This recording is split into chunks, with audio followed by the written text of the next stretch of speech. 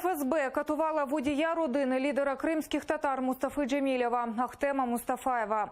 Про таке телеканалу АТР розповів кримський правозахисник Абдурішид Джепаров.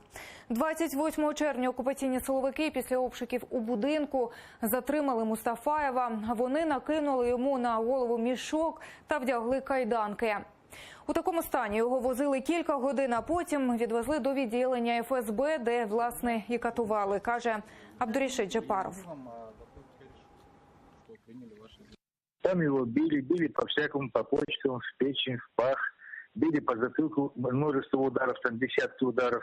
Скотчем обтянули в лобной части мешок и при этом говорили, что мы сейчас нальем туда воды и подключим электрический ток. А при этом они просто говорят: рассказывай, и бьют. Он говорит: ну а что раз, вот опять бить, так рассказывай. Ну, что в голову приходит, то говорит, а говорит, не то. А самое страшное, я когда спрашиваю, что было, тяжело, больно, понятно, больно, но он говорит, самое тяжелое, уже не столько ощущение боли, а сколько вот одно то, что на голове мешок, не знаешь, что будет с собой через минуту.